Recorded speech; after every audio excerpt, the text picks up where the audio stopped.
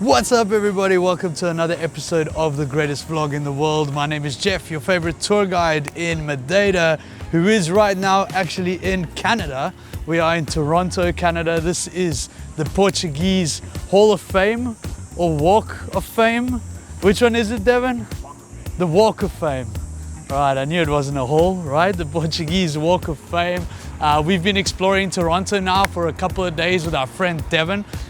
So you guys can expect to see a little bit of the Portuguese in Toronto in this video. Should be fun.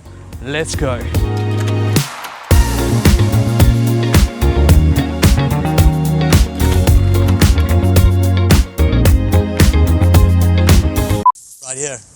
Right here. There's a space for another Portuguese star. I'm not gonna say who it is, but there's a space right there.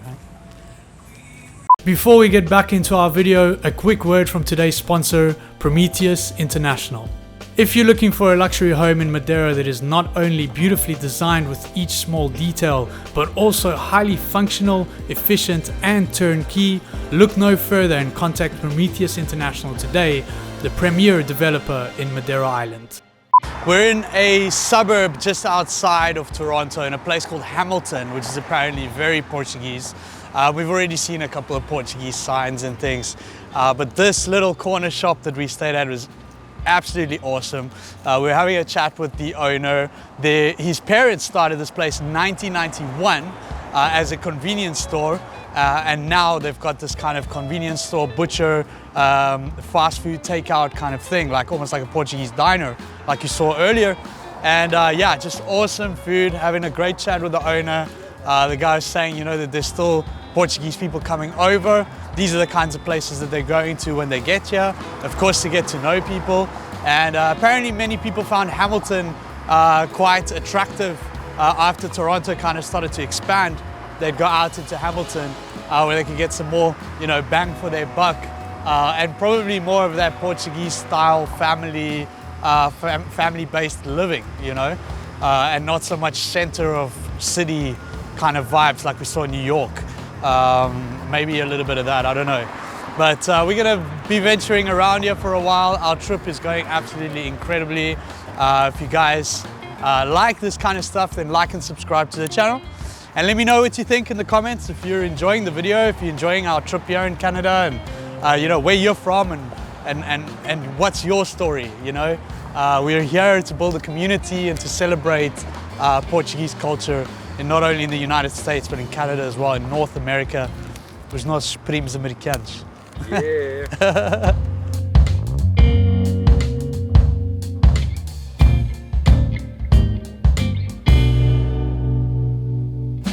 This is the famous meatball sandwich at Duarte's in Hamilton. It's a little Portuguese place, and yeah, I saw the lady making this, and I was like, ooh, that looks good. If only we had spicy. Damn it. You're killing me, Andrea.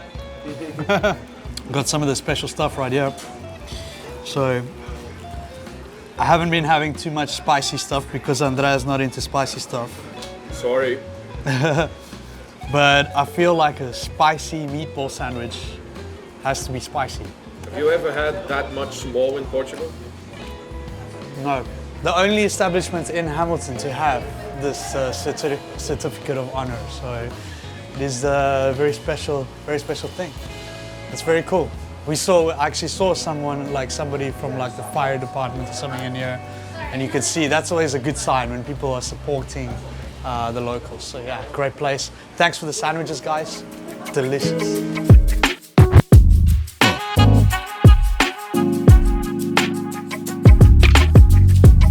We're in this little shop called Saudade, and don't take it from my kind of voice.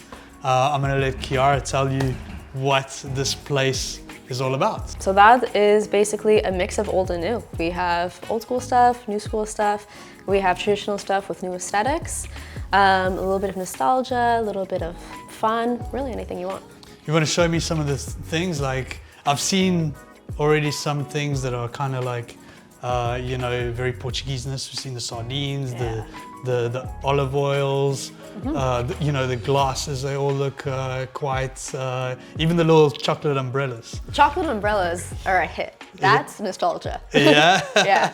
So what, when you were in Portugal, you remember eating these? Yeah, Portugal here, any like little cafe, like I remember walking up with my grandfather and he's getting his espresso and I'm like, can I have a chocolate umbrella? Really? Yeah, something's never Andrea changed. remembers that, but That's my childhood. Yeah. Right there. Right? Yeah. It still happens now. You would not believe the amount of parents who come in with their kids and they're like doing whatever and the kids are like, Mom, they have chocolate umbrellas. We have this really cool pottery. This is by a brand called Casa Cubista. It is your typical Portuguese terracotta style pottery, but with new and old aesthetics. So you have like your old like wine jugs and stuff with like these super like nostalgic designs on them. But then you also have the more like modern designs with the stripes and the dash collection. This is from a more traditional collection. All of their stuff is like just fills you with saudade. I think that it's one of the coolest. Having that mix of like the traditional terracotta with like the modern aesthetics, people love it, Portuguese and non-Portuguese. I like the fusion of old and new. It's that screams Portugal to me. That's like Portugal today, is like honoring traditions, but also being willing to look into like new worlds, new aesthetics, new designs. So these bags are by Toino Abel. They're traditional Portuguese wicker bags, and I think they're a really great take on something that's been around for so long, centuries. It's craftsmanship that is known in so many small communities and passed down from generation to generation, and that people have continued on with and taken, you know, some modern aesthetics, some modern design, applied that to kind of try and share this tradition with the rest of the world. I think it's really pretty cool. I can definitely see like the modernism of it. You know, the more and more we do these videos, I'll be realizing how important it is to keep these kinds of traditions, and the challenge that it is to actually keep it modern and fresh and interesting for the generations to come. So my father was born in Portugal. He was born in a small town called Atalaia de Lourinhã. He came here when he was about 6 or 7 years old. And my mom was actually born here in Toronto, but her parents are from the islands, so from Ilha de Pico in the Açores. And I was born here. I feel like there's a lot of pressure to be like Portuguese enough. And it's sometimes people feel like you're either in the community or out of the community. Sometimes it's easy to feel kind of in between. I definitely feel in between a lot, where I'm like, okay, I don't speak Portuguese enough. I have a mix of 2 different accents. But I think that's actually the most like Luso-Canadian thing about me. It's like I have these 2 identities and I'm right in the middle of the both of them, and it forms its own unique identity. So, and maybe I shouldn't be so ashamed of trying to speak Portuguese. I think the Portuguese community here in Toronto is very proud to be Portuguese, but there was always that little bit of like, no one else gets it, no one else is excited about it. I don't want to call it shame, but maybe a little bit of shyness around it. But I think more and more, especially this like new generation, is really pushing to reconnect with their roots. So maybe families that, you know, didn't teach their kids Portuguese, didn't go back to visit. Now this new generation is really encouraging and sort of bringing it back. And I think families as a whole are starting to really connect with their culture. So I think there's a lot of pride here in being Portuguese, and specifically in being Luso-Canadian. I feel like a lot of the traditions like I associate with Portugal were like semi-religious or religiously organized. Like, I don't really know what it's called, but we used to do this thing with like the crown of the Espírito Santo. I think it's a very like islander Azorean thing. I like vividly remember going to my avó's house and like seeing that in the living room with people coming to visit. So yeah, attending church a lot. That's honestly where I started to learn a lot of Portuguese outside of just my family. I feel like every Portuguese person you ask will have a different answer. A lot of people will say it was politics at the time, that it was the social and economic state of Portugal when they came. A lot of people will just simply say, for a better life, for my kids, for new opportunities. So it really depends, I think, who you're talking to. But I think there's a common theme of exploring and looking for something new and looking for something new and something better in a way, something for their children. I think everyone always says, I want to see young people get involved, but sometimes it's really difficult because that involves letting things evolve. I think the Portuguese community here has done a really great job at like preserving traditions, but maybe sometimes falls short in recognizing what Portugal is today and recognizing the way young people interact with Portuguese culture and arts and music, etc. So maybe having a bit more flexibility and creating new opportunities that are still preserving our culture, still preserving traditions, but also expanding upon it and allowing for maybe new traditions to, you know, come up and recognizing new traditions that aren't just Portuguese or just Canadian, but like Luso-Canadian. I think that would be fun. Favorite Portuguese food? Ooh, bacalhau à. Hey, me too. It's good. If it's made good, people make it differently. Well, for those of you who want to celebrate Portugal in Toronto, make sure to come out to Little Portugal. What did you say the name of the street was? This is Dundas West, Dundas Street West. Dundas. Dundas. Dundas. Yes. Dundas. Okay. It's been a long day. Dundas streets, and you got to check out Saudades. Kiara, thank you very much for showing us the beautiful shop. Ah, thank you guys for coming in. It's been a pleasure. Yeah, thanks.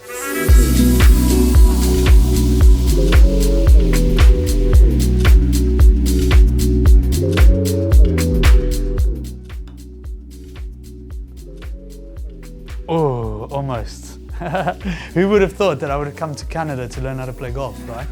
Patrick here from Vieira Insurance is giving me some lessons. And, you know, just before we talk about the insurance game in Portuguese Toronto, we're gonna work on the golf. Okay, let's see.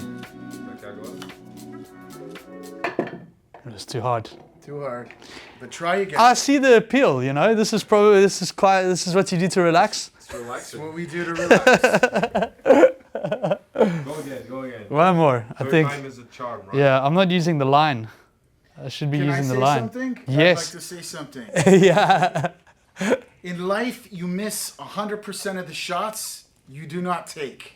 So go ahead. There we go. Nice. Let's take the shot. Oh. Ah. Too soft, man. Too soft. Too soft. It's got to be that delicate touch, but not too delicate, right? Yeah. That's golf. It's muscle memory. Pat, let's talk insurance. I was born in Canada. I have one sister, and both of my parents immigrated to Canada. So I'm what you call, I guess, a first or second generation, I should call, Canadian. The first generation is my parents who were actually born in Madeira. And I'm a second generation Canadian. So both me and my sister were born in Canada, but we grew up going back every summer. We grew up, not every summer, but quite frequently, every couple of years, every 2 or 3 years, we would go to Madeira. And the reason why they went to Canada, or they came to Canada, is because of the, obviously, the economic opportunity. It was much greater at that time in Toronto and in Canada than it was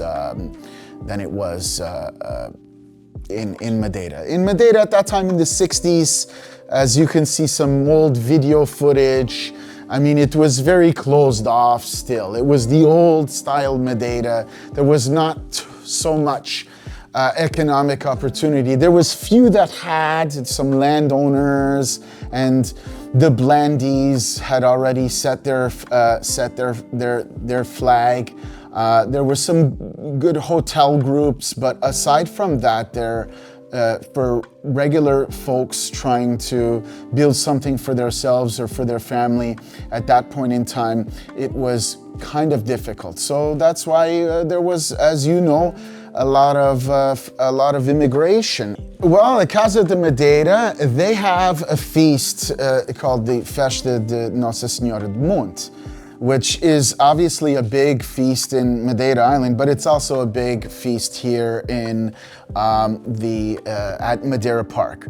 Madeira Park is owned by the Casa de Madeira Community Center, which is not for profit, Portuguese club. It's the one festival that I see people from all over Portugal and people from all the different clubs in Ontario, all the different Portuguese clubs, Casa do Alentejo, Casa do Jesus, all the different clubs that we see, the members from all of those different clubs come to Madeira Park for this festival. So it's great. It brings back memories for me because my parents used to take us when we were kids, and I remember it was the festa, and we would always find friends, and our parents would let us go, and it's a big park. I believe it's 50 acres. For me, it marks kind of like the beginning of the end of the summer. Canada is a welcoming place of immigrants. That's what our country is built on. It's built on immigrants that have come here, immigrants of all walks of life. I went to high school and a lot of my friends growing up were Italian, were Greek, were Indian. I mean, there's all different types of people that I was friends with growing up. I feel like a lot of people are even going back to Portugal, and we don't like to talk about it, but it is the truth. And I've never been a person that is going to ignore the truth. The truth is we are seeing a lot of people immigrating back to Portugal. People these days seem to be that they're looking for quality of life over anything, over the economic opportunities. I feel like there's a lot of, especially like post-COVID, I'm noticing a lot of people talking about the quality of life. That is a big thing, their mental health. My grandfather's generation, these were tough men, strong men that would go to, and women, that would go to a construction site and work, the railroads, or they would work the concrete, they would work the roofs. They would do whatever was necessary to put food on their table. Whereas I feel like today, the kids that are growing up now, or the young immigrants that are growing up, are looking for something a little bit different. There are a lot of people out there that have the ability to work in whichever geographical location speaks to their heart. With email, with this, we call them, what do you call? You call them the digital nomads, right? In Madeira, there's so many digital nomads. Favorite Portuguese food? Good. Oh, it's gotta be espetada. It's gotta be espetada. Espetada with the batata frita. I also like bacalhau with olive oil and the batata amor and olive oil, so that's a nice clean dish. I also like polvo. Basically anything with olive oil and potatoes I like, and grilled, But my Madeiran dish, I would say, is espetada, and then my second is obviously espada grillada, but I like it grilled, o rolo. Pat, I'm looking forward to seeing you in Madeira soon. All right. When you're out there, you hook me up. Okay, all right. What do we call this? Matar saudades? Matar saudades, yeah. Matar saudades of Nando's. Haven't had Nando's since 2019. And what a lot of people don't know is that Nando's is actually South African Portuguese, not Portuguese. South African Portuguese, started in South Africa. And it'd be cool if you guys could sponsor us, Nando's. Hey, we wouldn't mind. We wouldn't mind at all. Well, your favorite South African Madeiran, hey. Or maybe lifetime supply. Lifetime supply of Nando's. Just come like to the sauces. We need to get, the sauces. Anyway, let's see if Nando's is still good, huh? I'm sure it is.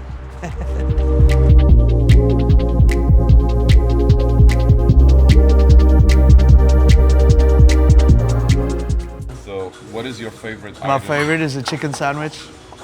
That is the go-to item? Yeah. So that's what we're gonna do. Well, at least that's what I'm gonna do. And maybe some the wedges, potato wedges. Oh. Yeah.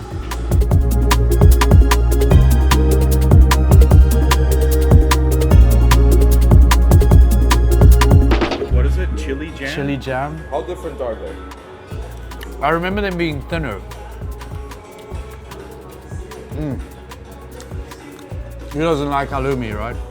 The halloumi is like nice and like charred. It's got that crispiness. Crispiness, yeah. But the jams are nice and sweet. And I thought it was gonna be spicy. chili jam. Yeah. Really nice. Wow. I'm a happy South African kid. Okay, in terms of visual thing, is it like what you remember and stuff? You enjoying this? Yeah, I mean, Yeah, man. This must be nostalgic for you, dude. This is it. What, dude? This is the second time I'm having shishakus in North America. Eh? Look at the size of this. And you eat it all, right? Uh-huh. Head first. That's very good. In Joe's kitchen, the famous Joe from this area, Joe da Silva, Portuguese chicken house and bakery. We've just arrived, he's having a bit of a party, and he immediately took us in here to grab some food, so I can't fit anything more. So I'm enjoying a couple of shishakus. What is shishakus in English? Little fish. Little fish. Well, my family is from Terceira Island, where we do have a mix of people from other islands of the Azores. My grandparents from the part of my dad are from São Miguel, and my dad was born in Saint George, and my mom's side, my grandfather is also from São Jorge, but the great-grandparents are from Ponta Delgada. So we're from the Azores, but mainly from the island of Terceira. My family actually did not come to Canada. I came on my own in 1990. I had just finished the army. I went to the Portuguese army back then.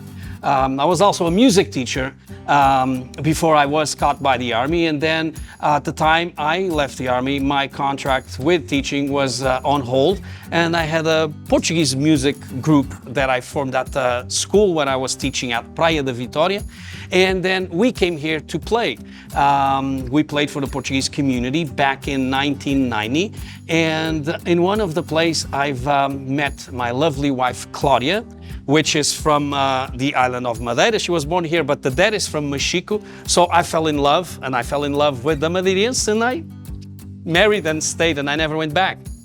Definitely, there are many celebrations we do. Us being from the islands, you know, both from Madeira and the Azores, so we feel a little bit of the insularity. It means that, you know, we're surrounded by sea, and it's very, very hard, you know, back in the day and so on, to have like events where you would not join and you not get your family together. So we do get our families together in special events. Like we celebrate Portugal Day, which is one of the biggest thing here for us, you know, the diaspora, and being Luso-Canadian, it is always, you know, a pleasure being Portuguese, and we show that we're Portuguese. And as you can see at my establishment, we also provide a little bit of Portugal, and that's exactly what I wanted to do when I first opened here in 3 years ago.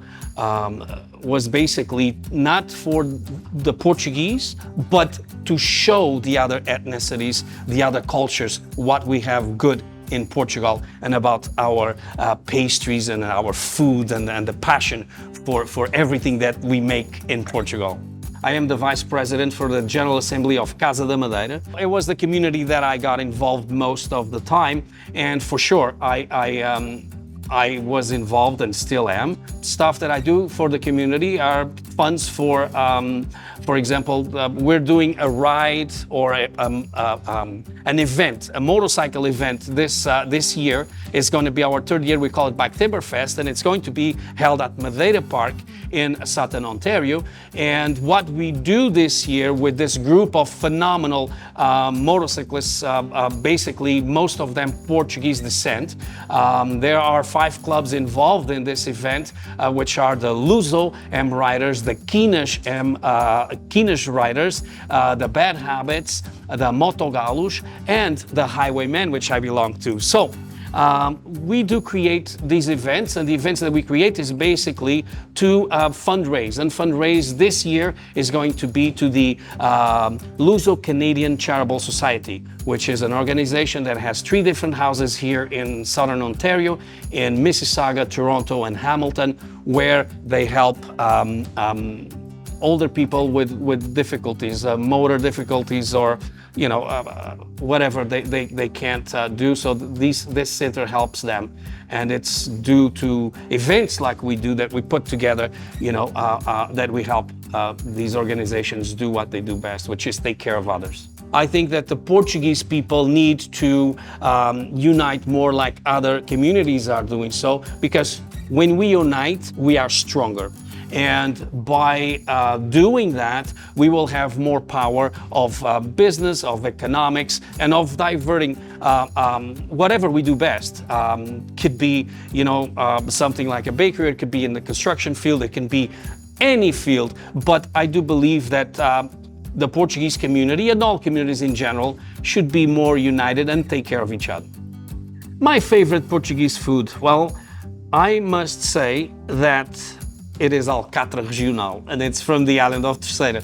It is one of my favorites, definitely. And, of course, marrying a madeirense, como não poderia deixar de ser, carne vinha de alhos, right? Also one of my favorites. Claro, acompanhado com um bom bolo de caco, e então uma pinga de vinho de cheiro, vai uma maravilha. We found another berry nata, all right? So this time, cranberry, Joe De Silva's cranberry nata. It's moist. It's a little bit flaky as well. Ooh, look at that, eh? Which is always a good sign. Yeah, it's tasty. I gotta find a way for these guys to ship this stuff to Madeira. Somebody in Madeira has to start making berry pastel natas, because they're onto something. These guys are onto something. There's never a free nata, is there? Wouldn't be an overseas Portuguese trip without some courier service, right? Today I'm gonna be a real Portuguese. Picking up some courier and some natas for the bribe, Joe, you got a friend in Madeira, so of course happy to help. Thank you for the natas, all right? Jokes aside, the natas were delicious. And for all of you guys who are watching or looking for great ideas, all the guys that are watching my videos and want ideas on what to do and how to do things the way Jack was doing them and all these kinds of things. Here's a little tip for you guys. Flavored natas, right? The next big thing, flavored natas. Anyway, yeah, just kidding. Again, all jokes aside, thank you to everybody who was in this video. You guys are all awesome. The community here in Toronto is absolutely epic. We are actually on the way out. So there's going to be 2 more Canada videos coming, so stay tuned to the channel, like and subscribe. Let us know what you thought about it, if you enjoyed it and where you come from. Tell us your story. This is a community that we're building and we want to bring you stuff that you want to see and that you enjoy seeing. There is more Madeira content coming as well, so don't worry, it's not just America and Canada and all that kind of stuff. There's loads more Madeira stuff coming. And yeah, just again, another big thank you to everyone. Stay tuned, and yeah, we're time to get out of here, Andre. Let's hit the road. Let's hit the road back to Madeira. Back to Madeira. That's it. Cheers, guys. Cheers. Here we go. Cheers. Cheers. Safe travels. Yeah. I'll see you in Madeira soon. Yeah. And then we're gonna have to pay back all these natas and all these.